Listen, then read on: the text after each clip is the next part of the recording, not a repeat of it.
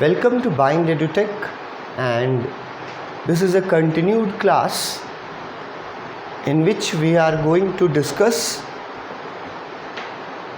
long type, essay type questions and their sample answers.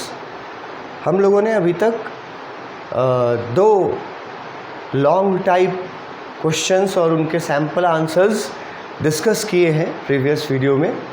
पहला question था Jack का character के बारे में बताना, और दूसरा क्वेश्चन था कि ये कौन सा मोरल इश्यू उठाया गया है इस चैप्टर के ज़रिए. तो उसमें हम लोग ये दोनों क्वेश्चन देखे हैं. इनका आंसर्स पैराग्राफ वाइज देना है और पैराग्राफ को रटने की ज़रूरत नहीं. पैराग्राफ में जो कीवर्ड्स मैं बताता हूँ बस उनको यूज़ करना है, अपने स्टैंडर्ड से यूज़ करना है, और जो जितना अच्छे ढंग से उसको इस्तेमाल कर पाएगा वो उतने अच्छे मार्क्स पाएगा. और मेरा फोकस हमेशा कीवर्ड्स पर है, ठीक है, क्योंकि ये नहीं कि इज़म रट के इसी को लिखेंगे तो नंबर मिलेगा. और रट कर लिखने का किसी में कैपेबिलिटी है, एबिलिटी है, तो उसको मैं मना भी नहीं करता. मैं पहले भी वीडियोज़ में बोल चुका हूँ. रट सकते हो तो रट लो, पर बहुत रेयर बच्चे होते हैं ऐसे. बाकी सारे बच्चों का प्रॉब्लम होता है कि इतना लंबा नहीं रटा जाता. ठीक है, 3-4 लाइन, 5 लाइन, 6 लाइन बोलिएगा, रट लेंगे. इतना लंबा नहीं रटा जाता मैक्सिमम स्टूडेंट्स. तो उनको मैंने स्पेशली ये सजेशन दिया है अपने आंसर्स में पैराग्राफ वाइज कि कीवर्ड देखो, उसको याद रखो और उनको इस्तेमाल करके सेंटेंसेस को बनाओ जो स्टोरी से रिलेटेड है. उसमें किसी का सेंटेंस दूसरे का सेंटेंस से अलग बनेगा, कोई प्रॉब्लम नहीं है, लेकिन कीवर्ड वही रहना चाहिए, मतलब वही निकलना चाहिए. तो लॉन्ग टाइप आंसर्स में वर्ड लिमिट्स को ध्यान में रखना उन स्टूडेंट्स के लिए ज़रूरी है जो अच्छे बैकग्राउंड से इंग्लिश से हैं और कभी कभी ज़्यादा दिखाने के चक्कर में कि मैं सब कुछ जानता हूँ इस स्टोरी के बारे में, तो एक्सीड कर जाते हैं, आगे बढ़ जाते हैं वर्ड लिमिट से. उनको मेरा सजेशन है कि वर्ड लिमिट्स पे ध्यान रखिएगा. ठीक है, अगर 1.5 पेज 2 पेज का पूछा है और आप 4 पेज लिखने के कैपेबल हैं और आप लिखते हैं, तो आपको उसका एक्स्ट्रा मार्क्स मिलेगा नहीं, बल्कि उसका मार्क्स कट जाएगा. Not exceeding the upper limit. और उसके बाद वैसे बच्चे जो मतलब 5, 6, 7, 8 लाइन लिखते लिखते हार मान जाते हैं कि अब कितना लिखे, इससे ज़्यादा हमसे अंग्रेज़ी नहीं लिखाया जाता. तो वैसे बच्चों को मैं पैराग्राफ वाइज बोलता हूँ कि कीवर्ड्स को पकड़ो, याद रखो और उन्हीं से सेंटेंसेस को क्रिएट करो अपने अपने एबिलिटी के अनुसार. तो तुम भी कहीं ना कहीं आसपास पहुंच जाओगे. और जहां तुम सरेंडर कर देते हो कि चलो 10 में से 3 भी आ गया तो बहुत है, वहाँ अगर ज़रा सा एफर्ट करोगे तो चीज़ों को तो सीखोगे ही, मार्क्स पे भी साफ असर पड़ेगा. और जो वो 2, 3 या 4 मार्क्स 10 नंबर में से जो स्टूडेंट्स को आते हैं, उन स्टूडेंट्स को अगर 6 या 7 या 8 आ जाए तो कोई बुराई तो नहीं है। और बहुत सारे बोर्ड्स में 5 मार्क्स का एक मतलब 5 मार्क्स एक परसेंटेज के बराबर हो जाता है, 1%। 500 मार्क्स का रहता है, 100 मार्क्स का बहुत सारे बोर्ड्स में। तो 5 मार्क्स का मतलब परसेंट चेंज हो जाना होता है। 1% बड़ा अपना रिज़ल्ट तुम अपग्रेड कर सकता है, पूरे रिज़ल्ट को। उसके लिए आपको थोड़ा मेहनत तो करना पड़ेगा। कीवर्ड्स को देखिए, सुनिए, समझिए, उनको याद रखिए, फिर उनको इस्तेमाल करके पैराग्राफ्स बनाइए। मैंने अगर 4 पैराग्राफ बना के लिखा है तो आप भी 4 पैराग्राफ बनाइए, कोशिश कीजिए, प्रैक्टिस कीजिए। शुरू में क्या होगा कि छोटे छोटे पैराग्राफ्स आपके बनेंगे। एक बार प्रैक्टिस करोगे, 2 बार प्रैक्टिस करोगे ना, तो तीसरा बार में तुम निश्चित रूप से जितना लंबा पैराग्राफ होना चाहिए उतना में पहुंच जाओगे। तो कोशिश करोगे तो मतलब कम जानकारी रखते हुए भी, जो लोग अनफॉर्चुनेटली अच्छे बैकग्राउंड से नहीं हैं इंग्लिश में, वो लोग भी इंग्लिश में 60s में मार्क्स या 70s में, या अगर कोई स्टूडेंट काफ़ी सीरियसली पढ़ता है, जैसे मैंने एक्सप्लेनेशन वीडियोस वगैरह बताया है, तो वो 50s वाले स्टूडेंट्स जो हैं वो 70s 80s में भी जा सकते हैं।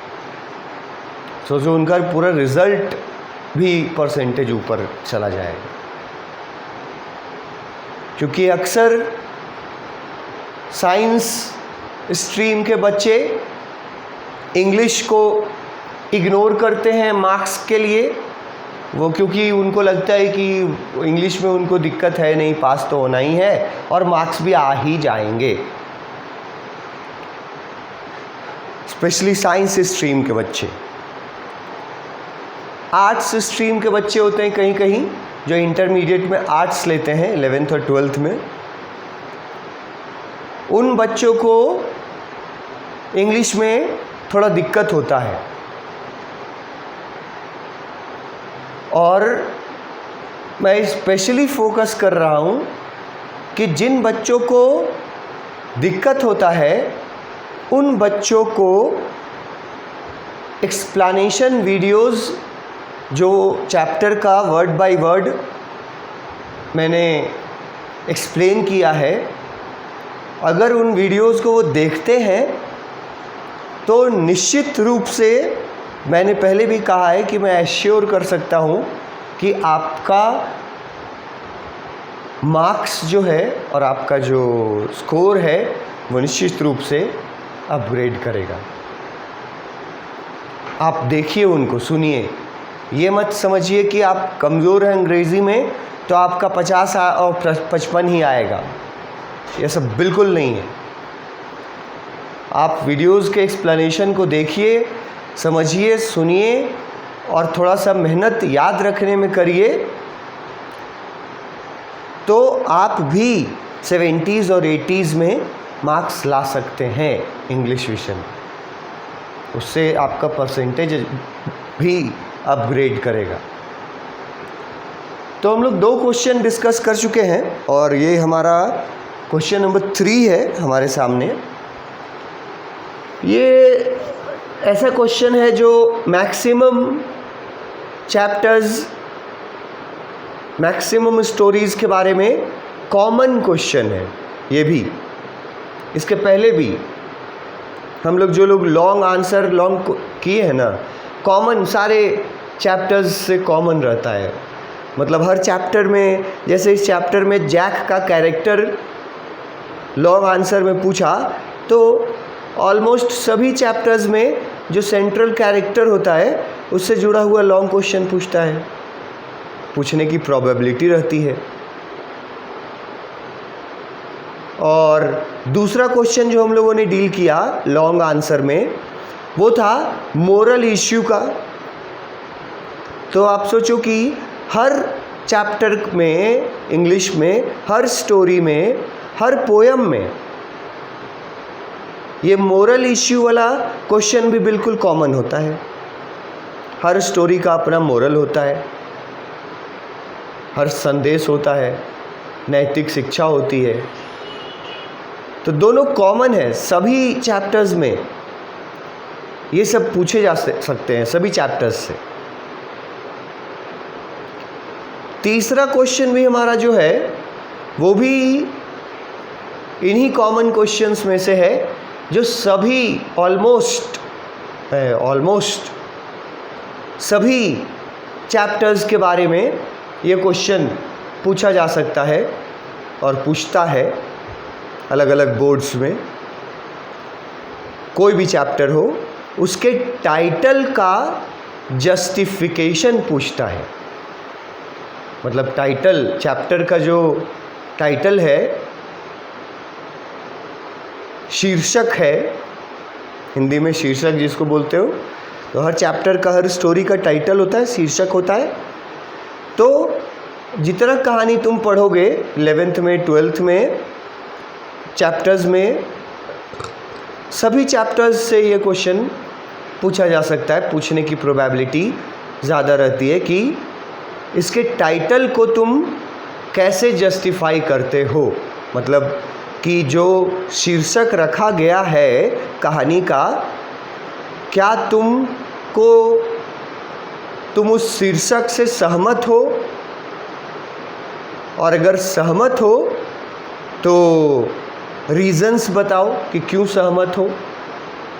शीर्षक के बारे में, टाइटल के बारे में, चाहे एप्रोप्रिएट वर्ड यूज़ कर ले, चाहे जस्टिफाइड वर्ड यूज़ कर ले। की वर्ड क्वेश्चन में क्या होना चाहिए? टाइटल। हर चैप्टर से उसका टाइटल का जस्टिफिकेशन और उसके टाइटल के एप्रोप्रिएटनेस के बारे में किसी भी तरीके से क्वेश्चन बना के दे सकता है। और ये क्वेश्चंस अलग अलग बोर्ड में अलग अलग मार्क्स कैरी करते हैं। जैसे मेरे कहने का मतलब है कि कुछ बोर्ड्स ऐसे हैं जिसमें ऐसा क्वेश्चन 4 मार्क्स के कैटेगरी में पूछता है। कुछ बोर्ड्स ऐसे हैं जिनमें ऐसा क्वेश्चन 6 मार्क्स के कैटेगरी में पूछ देता है। कुछ बोर्ड्स ऐसे भी हैं जिनमें ऐसा ही यही क्वेश्चन 10 मार्क्स के कैटेगरी में पूछ देता है। तो बोर्ड्स के अकॉर्डिंग इसका मार्क्स क्वेश्चन का घट बढ़ सकता है, लेकिन क्वेश्चन इतना इम्पॉर्टेंट है कि हर चैप्टर से ये क्वेश्चन पूछने की प्रोबेबिलिटी बनती है। और हमें हर चैप्टर में हमें ये क्वेश्चन पढ़ना ही होता है, लिखना ही होता है कि जो चैप्टर का टाइटल है वो आपके नज़र में जस्टिफाइड है या नहीं। जस्टिफाइड होने का मतलब सही है या नहीं, और एप्रोप्रिएट होने का मतलब भी सही है या नहीं। मतलब आप टाइटल से सहमत है या नहीं, पहले हाँ या नहीं में जवाब देना है, और उसके बाद कारण बताना है, अपने जवाब के पीछे तर्क देना है कि क्यों आप सहमत हैं या क्यों आप असहमत हैं। वैसे अगर जनरल बात सभी टाइटल के बारे में सोचो तो कोई ऐसा टाइटल तो नहीं है जिसके कोई ऐसा चैप्टर तो नहीं है जिसका टाइटल से आप जस्टिफाइड नहीं हो सकते। ऐसा तो कोई है ही नहीं। कोई ऐसा चैप्टर थोड़ी दिया हुआ है 11th 12th में या 10th में या कहीं भी, किसी भी ग्रेड में, स्टैंडर्ड में कोई ऐसा चैप्टर नहीं है जिसका टाइटल एप्रोप्रिएट न हो। तो एप्रोप्रिएट नहीं होने का तो सवाल ही नहीं उठता। ये तो बस खाली एक फॉर्मेलिटी के लिए पूछता है कि do you agree with this title, या do you agree that this title is appropriate, या पूछेगा justify the title of the story, जो भी स्टोरी रहेगा। सारे कहानियों में से, सारे चैप्टर्स में से ये कॉमन क्वेश्चन पूछता है। तो सबसे पहली बात तो ये है कि हर चैप्टर का टाइटल के पक्ष में आपको लिखना है, मतलब कि जस्टिफाइड ही करना है। कोई ऐसा चैप्टर है नहीं जिसका टाइटल आप अनजस्टिफाइड करें, तो सबको तो आपको जस्टिफाई में ही है।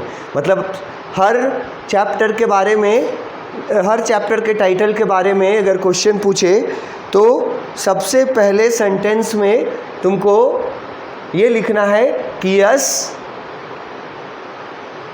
This chapter's title is appropriate और this chapter's title is justified. ये तो तुमको सभी में लिखना पड़ेगा, सब में तुमको सहमत होना पड़ेगा कि हाँ ये सही टाइटल है।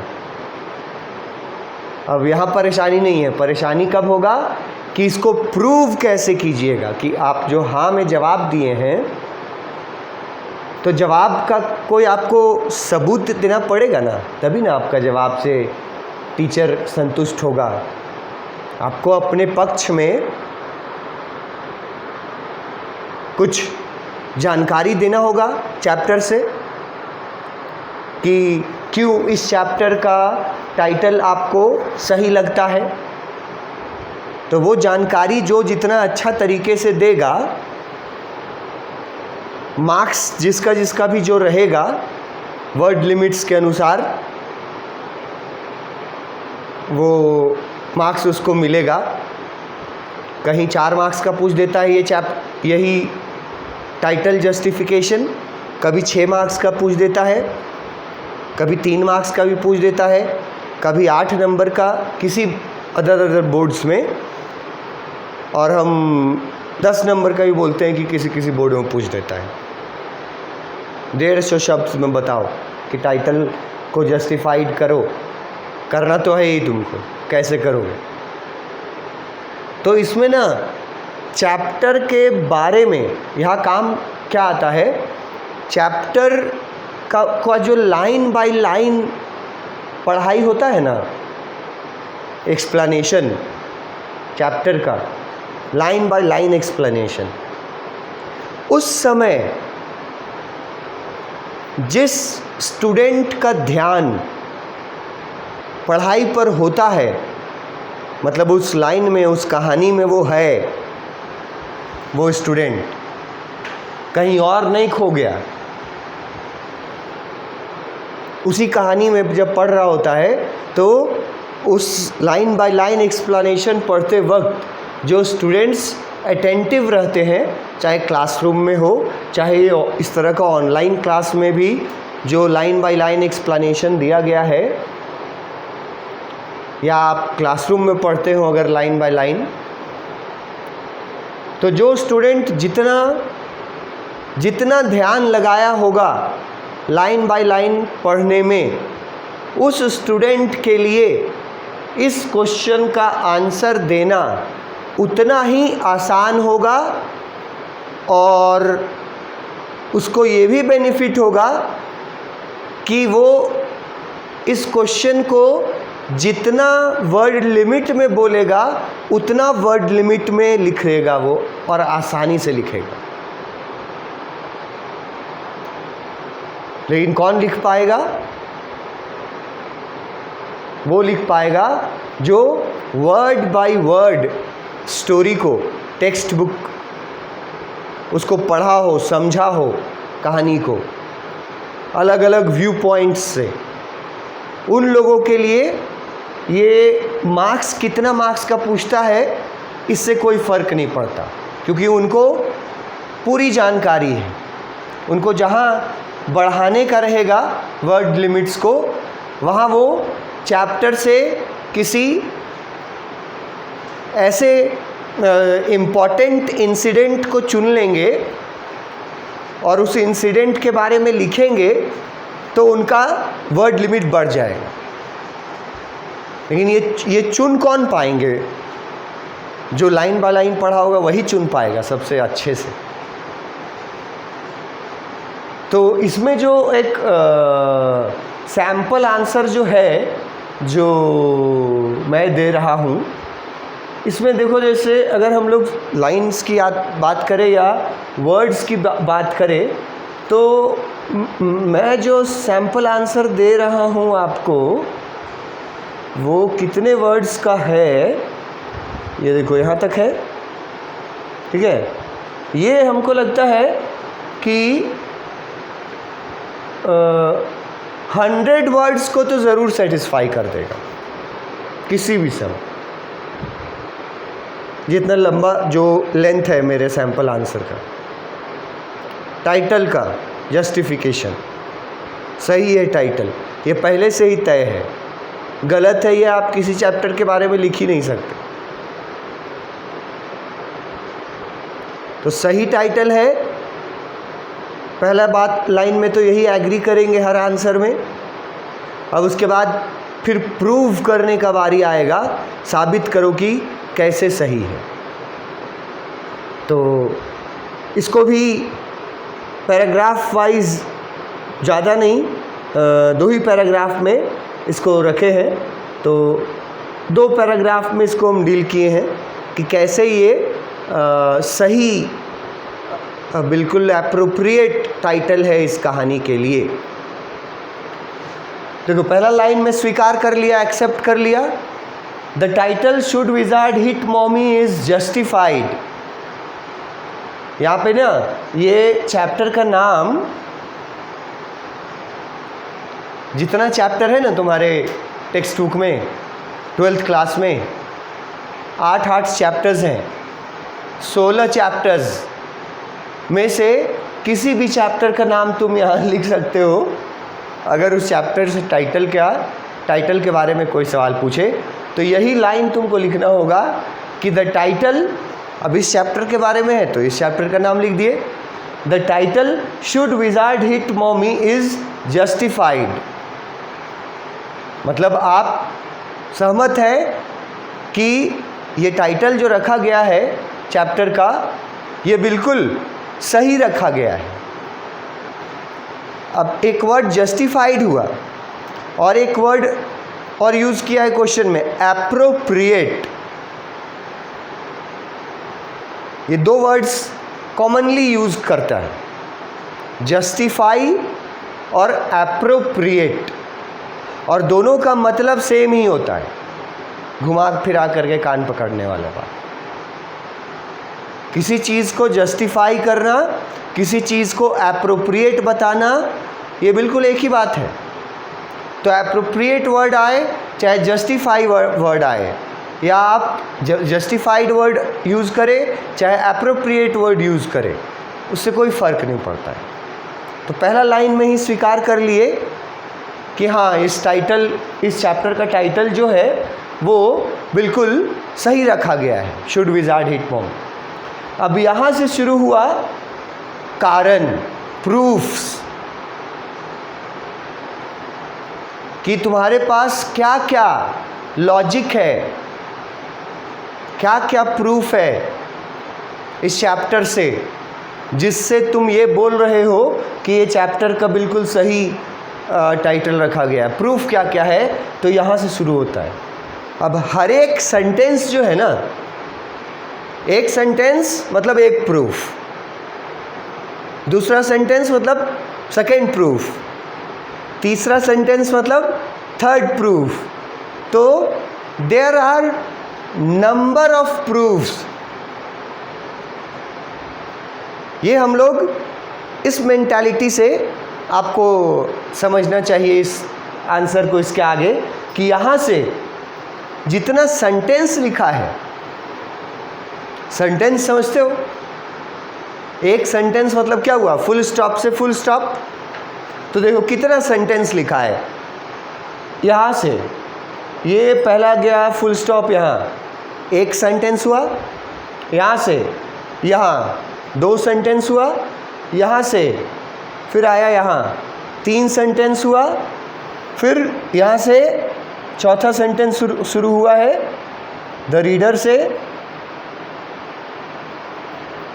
चौथा सेंटेंस शुरू हुआ है द रीडर से, यहाँ आया 4 सेंटेंस हुआ। उसके बाद पांचवा यहाँ से शुरू हुआ, यहाँ ख़त्म हुआ, 5 सेंटेंस हुआ। और उसके बाद छठा यहाँ से शुरू हुआ, यहाँ ख़त्म हुआ, यहाँ ख़त्म हुआ, 6 सेंटेंस। और एक यहाँ 7वां। मतलब आपको प्रॉपरली अपने दिमाग में ये बैठा लेना है कि हमको 7 सबूत देने हैं। जैसे गवाह होता है ना केस में, मुकदमा में, गवाही में, तो बोलता है ना सबूत पेश किया जाए, तो पहले काउंट कर लिए कि 7 सबूत है हमारे पास फर्स्ट पैराग्राफ में, और हर सबूत एक एक वाक्य में देना है। अब वाक्य बनाने का स्टाइल आपके अपने एबिलिटी के अनुसार होगा। ये ज़रूरी नहीं है कि मेरे वाक्य को लिखोगे तो चलेगा। वाक्य में जो बात बोला गया है, जो सबूत बताया गया है, तो एक सबूत, दूसरा सबूत, तीसरा सबूत लेकर के 7वां सबूत तक एक एक सबूत को याद रखना है। अगर तुम याद रख लिए तो तुम अपने लैंग्वेज में जो भी तुम्हारा कैपेबिलिटी है उसके अनुसार तुम 7 सबूतों को लिखोगे और तुमको मार्क्स उसके मिलेंगे। तो हम लोग नेक्स्ट क्लास में, है ना, हर एक सेंटेंस में देखते हैं कैसे कैसे प्रूफ किया गया है कि ये टाइटल बिल्कुल सही है। ये कैसे कैसे प्रूफ किया गया है, एक एक सबूत देखेंगे अपने नेक्स्ट क्लास में। Thank you.